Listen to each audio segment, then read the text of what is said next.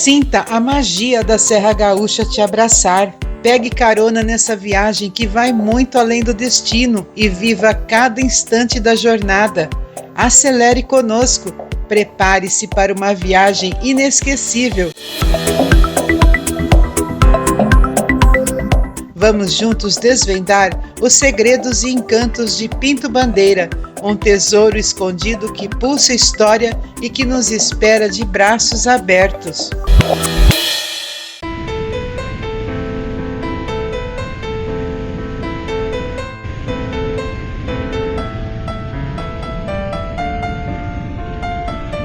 Seja muito bem-vindo a mais uma jornada pelas paisagens e histórias do Rio Grande do Sul.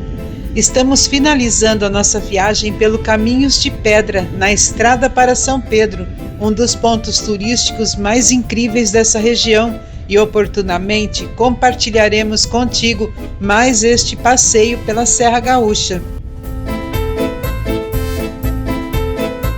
Como antecipamos no início do vídeo, hoje conheceremos a rica história italiana de Pinto Bandeira, que está profundamente ligada a Bento Gonçalves, de onde estamos partindo.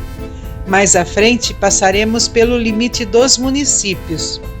E para que a experiência seja completa, preparamos uma trilha sonora especial, onde canções italianas ligam passado e presente.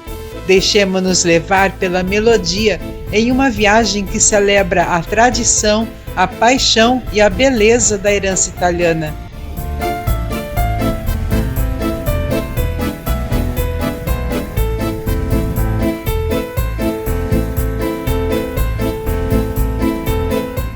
E se você ainda não nos conhece, muito prazer, somos Denise e Brito e o nosso foco é capturar a essência de cada cantinho pelas estradas e cidades do Sul, sem interferências comerciais, viajando e revelando as belezas naturais em alta definição, mas principalmente compartilhar a riqueza histórica e geográfica dessa região que encanta. Queremos que você se sinta parte da nossa jornada, vivenciando cada detalhe como se estivesse aqui. Portanto, viaje conosco pelo belo e encantador sul do Brasil através do nosso olhar. Aceite o nosso convite e acomode-se. Desfrute de cada instante deste passeio cheio de encantos.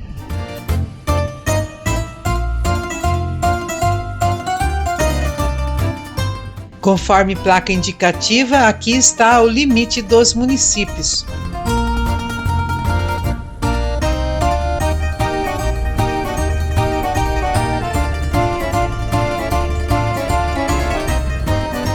Sobre Bento Gonçalves, como trouxemos no capítulo em que registramos a nossa chegada à cidade, ela foi fundada por imigrantes italianos a partir de 1875 e floresceu, impulsionada pela cultura da uva e pela produção de vinho, tornando-se um polo vitivinícola de reconhecimento nacional e internacional. Pinto Bandeira está diretamente ligado a esta forte influência italiana, que moldou a arquitetura, os costumes, a gastronomia e principalmente a ética de trabalho e o espírito empreendedor da região, características que se estenderam e também marcaram o seu desenvolvimento.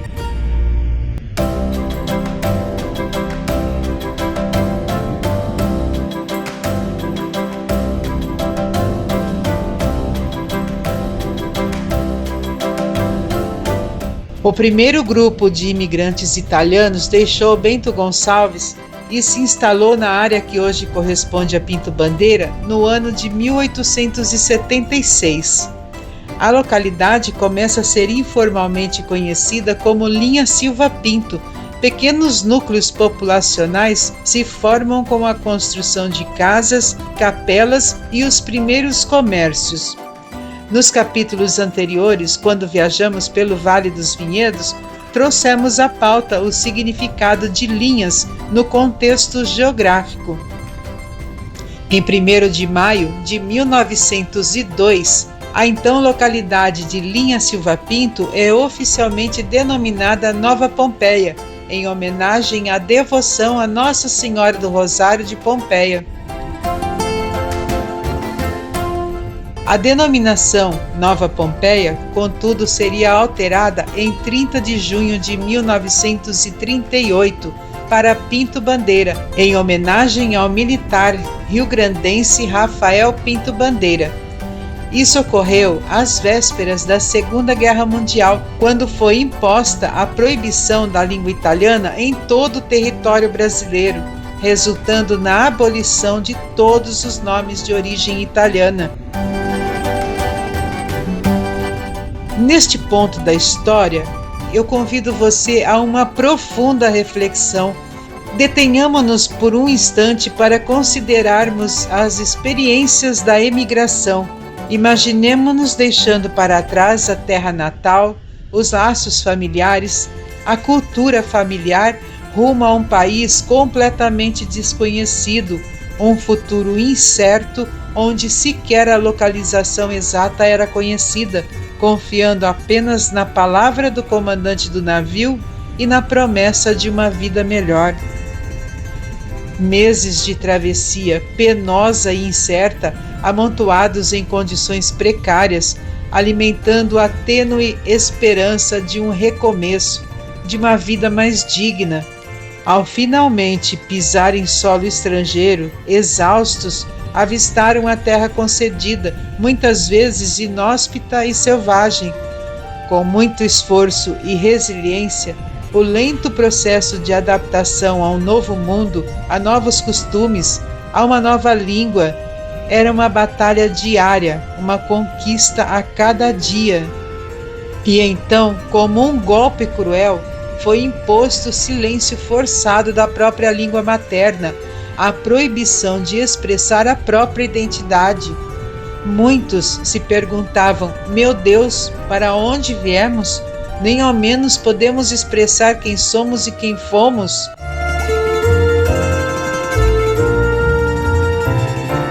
Mas em meio à saudade lancinante e à imensidão da dificuldade, brotava a resiliência, a força ancestral de um povo trabalhador. O som do machado ecoando na mata densa não era apenas o barulho do desmatamento, mas a melodia da sobrevivência, a construção do próprio futuro. As primeiras casas rústicas, erguidas com as pedras e a madeira da nova terra, eram mais que simples abrigo, representavam a materialização de um sonho, a fundação de um novo lar. As primeiras plantações, cuidadas com a mesma dedicação que nutriam a esperança, finalmente surgiram, verdes e viçosas, trazendo consigo a promessa de sustento, a garantia de que o sacrifício não seria em vão. E nas noites frias, reunidos em torno de um fogo crepitante, as canções nostálgicas durante reuniões na casa da nona para matarem a saudade da terra natal alegravam o ambiente, porém eram sussurradas em voz baixa para que ouvidos alheios não os alcançassem. E desafiando a proibição opressora, mantinham viva a chama da identidade, a ligação inquebrável com a terra natal.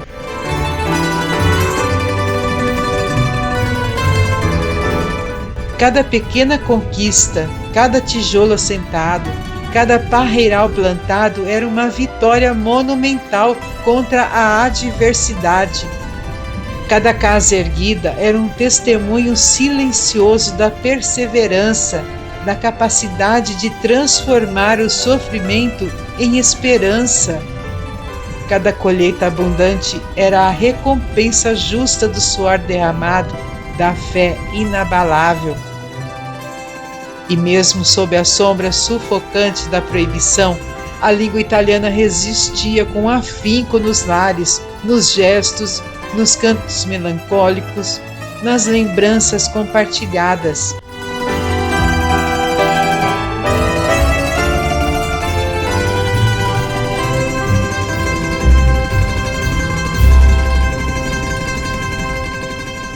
A saga da imigração italiana para o nosso país não foi uma jornada fácil, mas uma epopeia de coragem e determinação.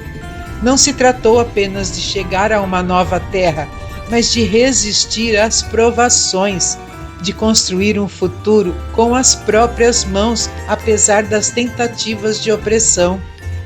Foi uma história marcada por profundo sofrimento e perdas, sim, mas também forjada em uma força humana inquebrantável e repleta de conquistas que moldaram para sempre a rica e singular identidade desta terra. Assim foi a vida destes bravos que deram início a tantas outras histórias que nos direcionarão para sempre.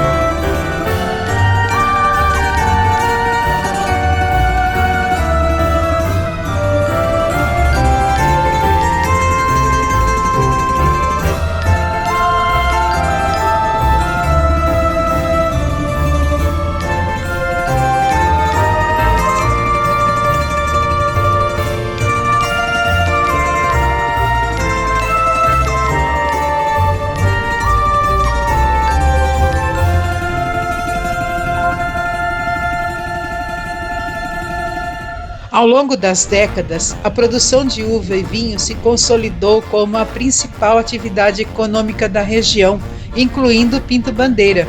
Aliás, uma das curiosidades que encontramos nas pesquisas que realizamos sobre a cidade é que ela conquistou o título de capital brasileira da uva de mesa e do pêssego. O trabalho árduo e a dedicação das famílias foram fundamentais para o desenvolvimento das primeiras vinícolas e para o estabelecimento de uma identidade agrícola própria. A construção de estradas vicinais, escolas e igrejas acompanhou o crescimento populacional e econômico. Sentindo a necessidade de maior autonomia administrativa e buscando investimentos específicos para as demandas da comunidade, o movimento pela emancipação de Pinto Bandeira ganhou força. Lideranças locais se mobilizaram, organizando abaixo-assinados e buscando apoio político para concretizar o sonho de se tornar um município independente. O movimento pró-emancipação de Pinto Bandeira começou no ano de 1994, mas o município a conquistou através de lei estadual somente 2 anos depois, em 16 de abril de 1996. As primeiras eleições municipais aconteceram 4 anos depois, no ano 2000, e o município foi instalado em 1º de janeiro de 2001, porém foi extinto, mas em 2013 foi reinstalado.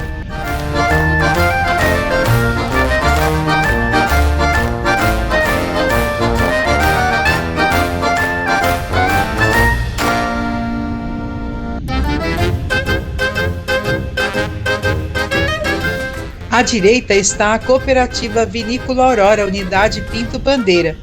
No nosso passeio pelo Vale dos Vinhedos, conhecemos a Unidade Bento Gonçalves. Vamos rever?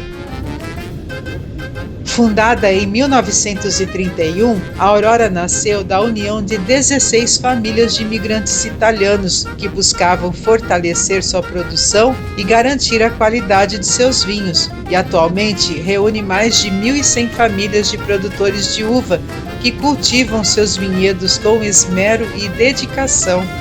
A Aurora também simboliza um marco na história do vinho brasileiro, representando a força do cooperativismo e a paixão pela vitivinicultura. O cooperativismo é um dos pilares da vinícola, valorizando o trabalho dos produtores e promovendo o desenvolvimento sustentável da comunidade local. Em 2024, a cidade contava com pouco mais de 3.000 pinto-bandeirenses, como são chamados seus habitantes, que fazem a história dessa cidade acontecer a cada dia. Após a emancipação, Pinto Bandeira consolidou sua identidade como um município com forte vocação para a vitivinicultura de alta qualidade. A base da economia é inegavelmente a vitivinicultura. O município se destaca pela produção de vinhos finos e espumantes de excelência, com diversas vinícolas que investem em tecnologia, qualidade e enoturismo. A paisagem é marcada por extensos vinhedos, que não apenas sustentam a economia, mas também conferem uma beleza singular à região, atraindo turistas.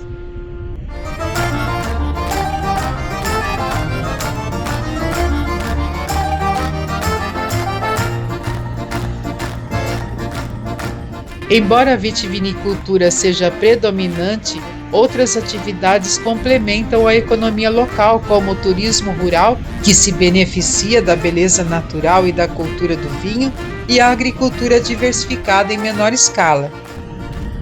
Pinto Bandeira, apesar de ser um município relativamente novo, desempenha um papel importante na região da Serra Gaúcha, como produtor de vinhos e espumantes de alta qualidade, contribuindo para a reputação da região como um destino enoturístico de destaque. Apresenta um IDH elevado, refletindo a qualidade de vida, acesso à educação, saúde e renda da população. O setor vitivinícola tem impulsionado o crescimento econômico do município com investimentos em novas vinícolas, expansão da produção e aumento da geração de empregos, diretos e indiretos.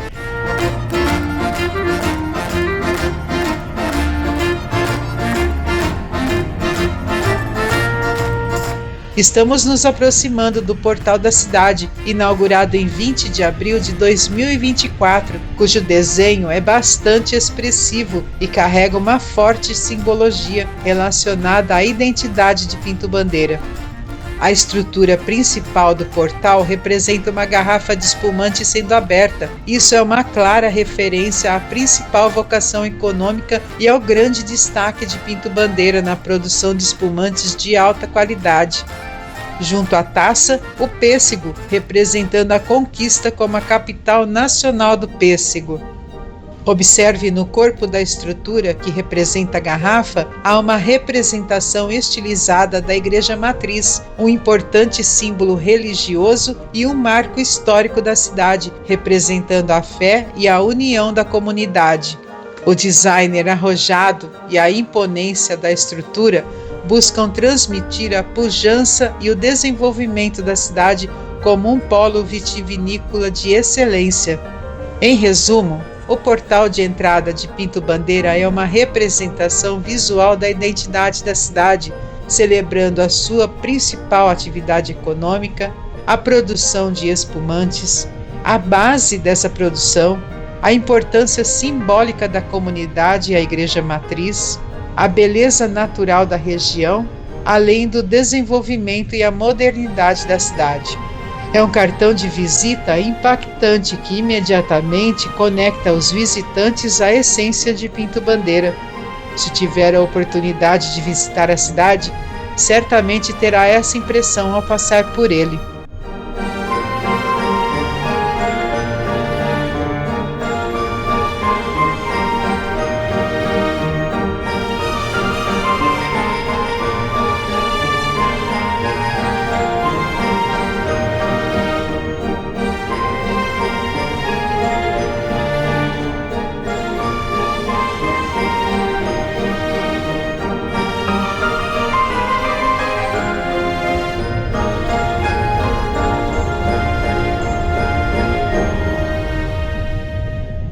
Esta é a Rua 7 de Setembro, a principal do município e a primeira a receber o calçamento. A obra foi dividida em duas etapas, a primeira inaugurada em 1974 e a segunda em 1976. Conforme as nossas pesquisas sobre a cidade avançavam, encontramos alguns marcos históricos que acreditamos ser interessante deixar aqui registrado neste passeio. A primeira é que em 1913 foi instalado o cartório. Contudo, em 1925, um incêndio misterioso consumiu o local, resultando na perda de valiosos documentos. No mesmo ano, 1913, a comunicação deu um salto com a inauguração da linha telefônica ligando Nova Pompeia a Bento Gonçalves. Até 1962 existia apenas um aparelho telefônico pertencente a um morador que servia como elo de comunicação para inúmeras famílias com seus entes queridos. À esquerda está o prédio do Poder Executivo, a Prefeitura, e a cidade hoje conta com 9 parlamentares no Legislativo. À direita, a Praça da Matriz. Podemos ver a estátua que homenageia ao brigadeiro Rafael Pinto Bandeira, o militar rio-grandense que dá nome ao município, como já comentamos. 3 luminárias, em estilo pétalas, foram instaladas na Praça da Matriz em 1975 e trouxeram um novo visual e luminosidade ao local, permanecendo em uso por um longo período.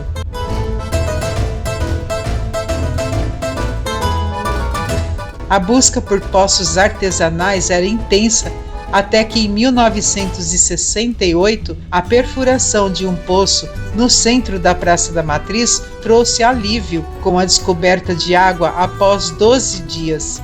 Uma nova bomba foi instalada no ano seguinte e em 1975 um reservatório maior foi construído, embora hoje esteja desativado.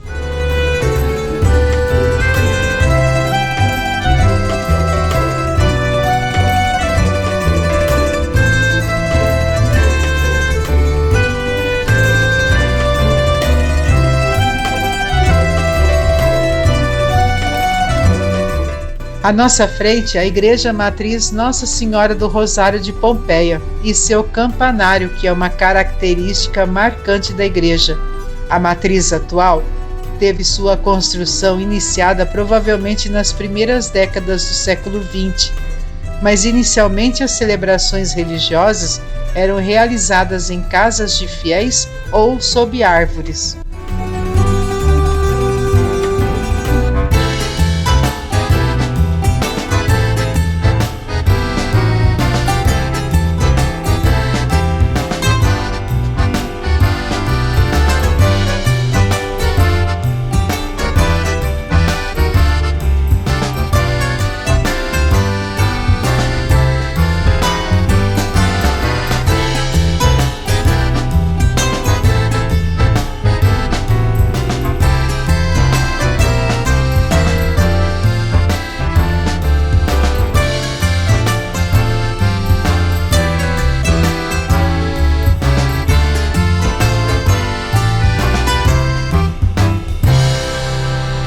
A era do rádio na cidade teve seu início tardio, na década de 1940, com apenas um único aparelho. As décadas de 40 e 50 trouxeram um período de luto com a disseminação do tifo, uma doença infecto-contagiosa que vitimou muitos moradores. A falta de medidas de higiene e saneamento contribuiu para a propagação da doença. Os relatos da época mencionam que os corpos eram colocados em caixões com cal, diante da ausência de explicações médicas avançadas.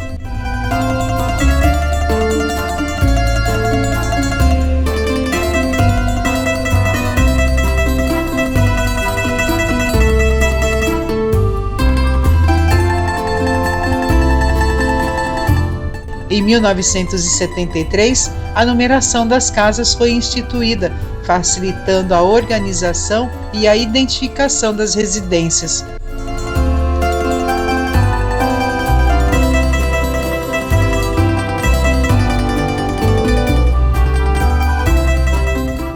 Em 1922 chegara a luz elétrica e os lampiões perderam a sua utilidade.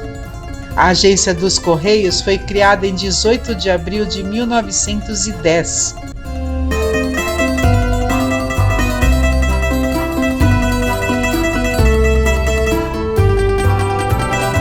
A primeira linha conectando Nova Pompeia a Bento Gonçalves surgiu em 1936 sob a propriedade do Sr. Giacomo Rigato.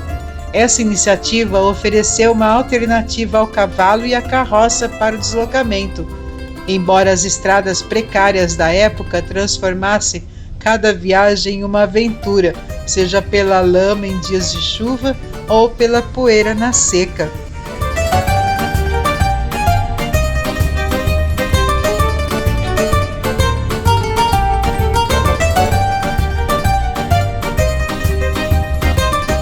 A cultura ganhou destaque nacional com a criação do Coral Pinto Bandeira em 1971, que participavam de diversos eventos e programas de televisão. O coral permanece ativo e é um importante representante cultural do município, além da criação da primeira banda municipal em 1918, que resistiu até 1945. Esses são alguns dos fatos marcantes da história de Pinto Bandeira e, com isso, queremos aproveitar a oportunidade para nos dirigirmos a você, que, assim como nós, aprecia belas paisagens e conteúdos que enriquecem o conhecimento. Pedimos seu apoio com seu like, a sua curtida, pois o seu feedback é o nosso termômetro, nos ajuda a medir o seu interesse, nos guiando para criarmos cada vez mais conteúdos em alta definição, trazendo um novo estilo ao nosso projeto de entretenimento. Desde já, muito obrigada!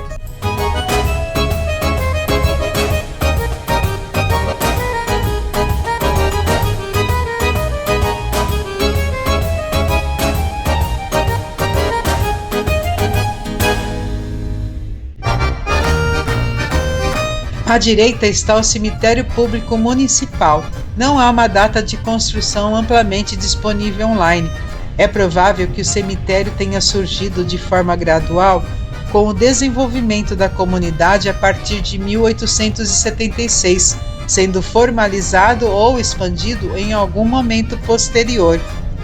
Costumo dizer que um cemitério pode revelar muito sobre a história, a cultura e os costumes de uma cidade. Ele reflete a forma como a sociedade local lida com a morte, com as suas tradições religiosas, com a importância dada à memória dos falecidos e até mesmo com os aspectos econômicos e arquitetônicos. Nas grandes cidades, eu diria que são verdadeiros museus a céu aberto, cheios de história e arte. Em cidades menores como esta, um cemitério pode ser um reflexo direto da identidade e da evolução da comunidade ao longo dos anos.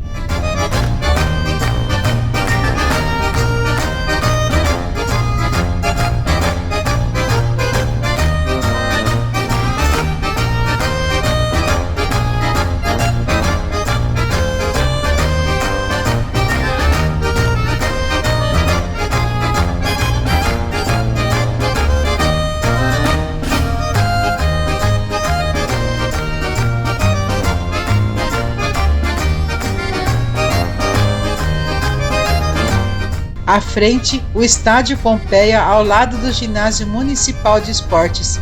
Ambos sediam diversas atividades esportivas e culturais, além de treinamentos e campeonatos que reúnem diversas equipes locais e regionais.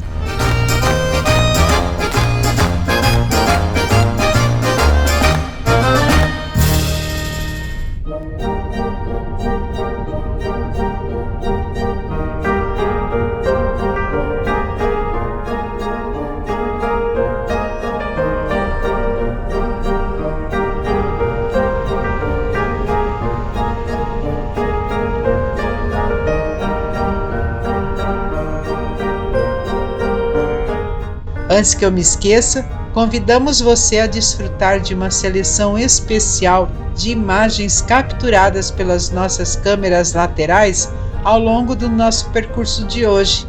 Acompanhe-nos até o final para uma experiência visual completa.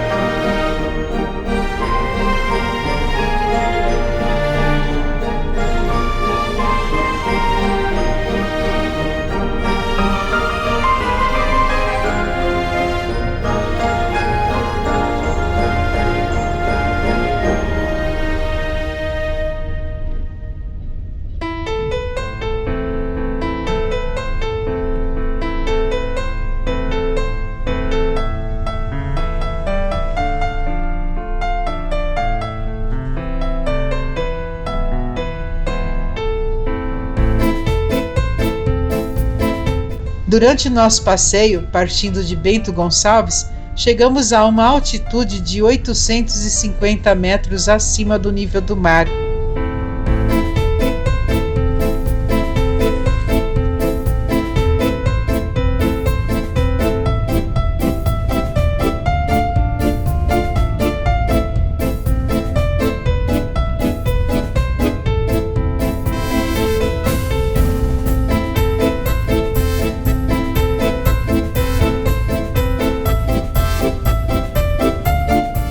Para aqueles que desejam explorar ainda mais a região, criamos uma playlist especial com nossas viagens e está disponível no link da descrição. Lá será possível conhecer nossa jornada desde o início, quando partimos da nossa casa em Indaial, no Vale Europeu Catarinense. Viajamos pela Serra Catarinense, chegamos ao Rio Grande do Sul pela BR-116 em Vacaria, conhecemos a cidade mais italiana do Brasil, Antônio Prado, passeamos por Flores da Cunha até chegarmos a Bento Gonçalves. E a aventura não para por aqui. Seguiremos pela Serra Gaúcha, passearemos pela capital Porto Alegre, viajaremos pela Freeway rumo ao litoral e num passeio inédito conheceremos a Estrada do Mar que liga Tramandaí a Torres. Fica aqui o convite a se juntar a nós nessa jornada inesquecível pelo sul do Brasil, onde a natureza exuberante, a cultura rica e a hospitalidade calorosa se unem para criar memórias que durarão para sempre.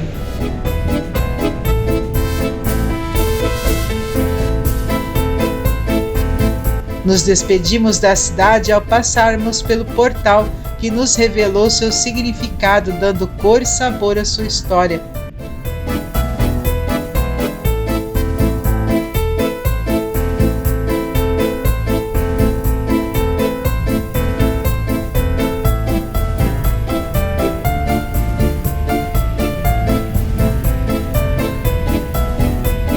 No próximo capítulo, viajaremos pela RS 855 com outra perspectiva. Esperamos que você tenha se encantado com a beleza das paisagens, se emocionado com a história dos imigrantes italianos e se apaixonado pela cultura vibrante da região. E é com o coração cheio de gratidão que nos despedimos deste lugar mágico, levando conosco as memórias desta terra abençoada. Agradecemos a você que nos acompanha nessa aventura, conhecendo as maravilhas do Rio Grande do Sul. Fique bem, fique com Deus e até breve.